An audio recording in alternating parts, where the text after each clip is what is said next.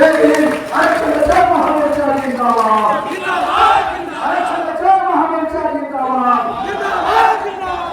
सुनती है हर 5 साल में चुनाव आता है और बाबा साहेब भीमराव अम्बेडकर ने एक वोट का अधिकार दिया है, सबका बराबर वोट है।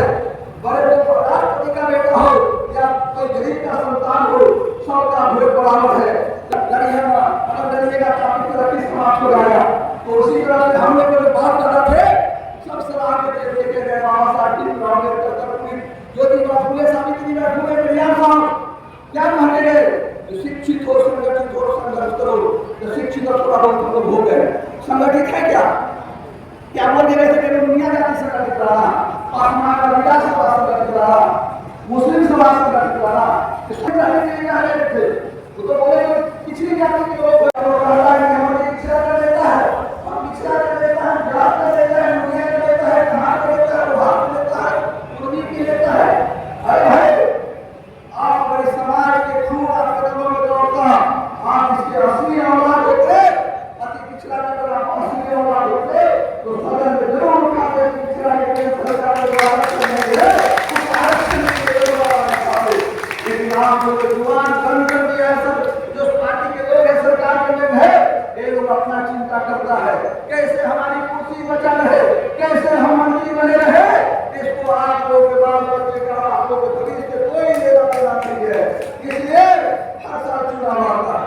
हम लोग सरकार को कहते हैं कि टीम कमीशन जो भारत सरकार ने अभी पिछला वर्गीकरण की अनुशंसा कर दिया है, उसके अनुशंसा के आलोक में हम उसको वर्गीकरण करिए ताकि हमारे वर्गीय पिछड़ा समाज के लोग हैं जो 40% आबादी है इस बिहार में, उसका भी बेटा डॉक्टर, इंजीनियर और IAS IPS बने। आज तक आजादी से लेकर 2025 चल रहा है, आपके बाल बच्चों को IAS और IPS बनने से रोक दिया है। इसलिए एक जोरदार आंदोलन की जरूरत है इस देश में, इस बिहार में। और यह जो आंदोलन है इसी हाजीपुर बिहार से आज इस आंदोलन को हम लोग शुरू किए हैं।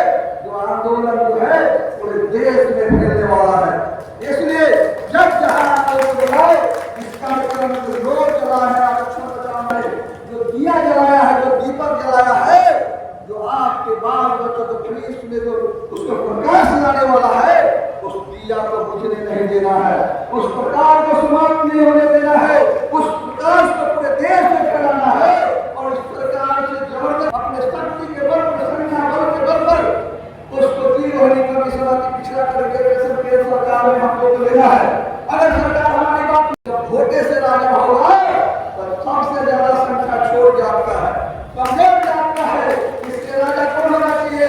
छोट जाते लोग होना चाहिए।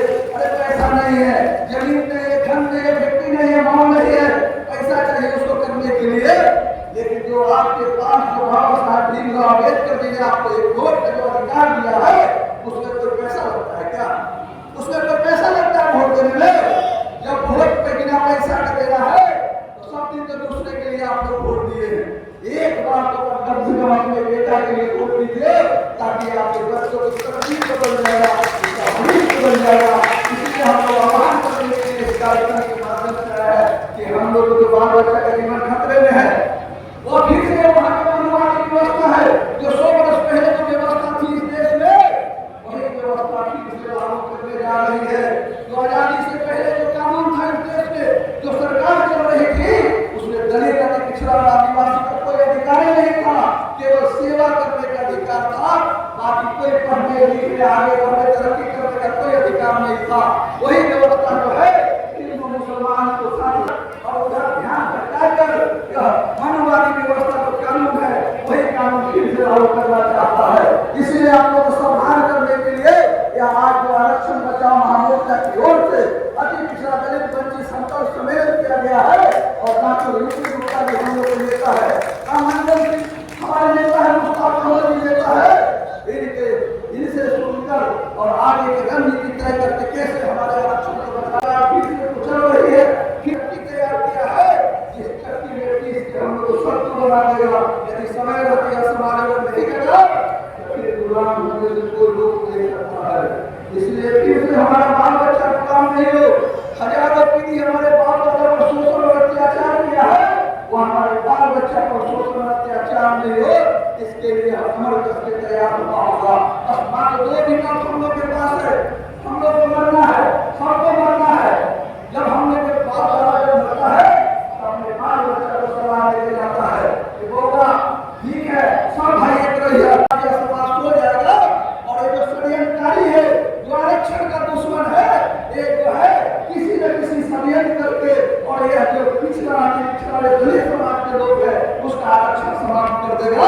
आज वही होगा, आज वही निजीकरण के माध्यम से आरक्षण समाप्त हो रहा है। तो बाबा साहब को कहा कि शिक्षित हो, संगठित हो, संघर्ष करो, संघर्ष तो नहीं कर रहे हैं। बस मात्र 2 विकल्प है लोगों के सामने, हम लोग को मरना है, लेकिन मरने के बाद में बाल बच्चा को जहर देके मार देना है। न बच्चा रहेगा, न कोई उस पर अत्याचार करेगा, न कोई शोषण करेगा, न दमन करेगा। लेकिन हम लोग के मरने के बाद अपने आबाद औलाद को छोड़ के जाते हैं तो उसके लिए संगठित होकर और संघर्ष करना होगा और आरक्षण बचाना हम मोर्चा के हाथ को मजबूत करना होगा, इतना मजबूत करना होगा कि जो केंद्र सरकार है, जो आरक्षण विरोधी सरकार, उस सरकार को जल्द से उखाड़ के कबाड़ के फेंक दे। कितनी ताकत इस आरक्षण का आप लोग को देना होगा। दल के साथ आप लोग सबको संकल्प ले रहे हैं, संकल्प ले रहे हैं। खड़ा होइए सब लोग, खड़ा होकर संकल्प लीजिए। इस पुष्पाहार से खड़ा होइए, सभी लोग खड़ा होकर संकल्प लीजिए कि अपने बाल बच्चा के भविष्य से, उसके भविष्य से खिलवाड़ करने नहीं हम देंगे। और कोई भी खिलवाड़ करने की कोशिश किया तो हम उसको नहीं रहने देंगे, उसको उखाड़ के फेंक देंगे। इसलिए आज संकल्प लेके कर जाएंगे कि हम लोग आरक्षण बचाने की बात है, उस आरक्षण को हम अगर मर जाएंगे, मिट जाएंगे, शहीद हो जाएंगे, जितना गोली चलाना है चलाओ, हम मरने मिटने के लिए तैयार है। हमारे महामोर्चा जो नेता है वो मरने मिटने के तैयार है, लेकिन आरक्षण को हम समाप्त नहीं होने देंगे। यही कहकर अपनी वाणी को विराम देता हूँ और कर्मवीर ठाकुर जी और बाबा साहेब भीमराव अम्बेडकर जी के चरणों में अपना श्रद्धा सुमन अर्पित करते हुए अपनी वाणी को विराम देता हूँ। और भारी संख्या में हमारी नाम आई है, हमारे नौजवान आए हैं, यहाँ छोटे छोटे बच्चे और बच्चियां आई है, उसको हम हृदय से आभार करते हैं, हम उनको धन्यवाद देते हैं कि आपने एक आभार बरसात के समय सुबह से है। आप सबको प्रणाम और नमस्कार करते हुए अपनी वाणी को विराम देता हूँ।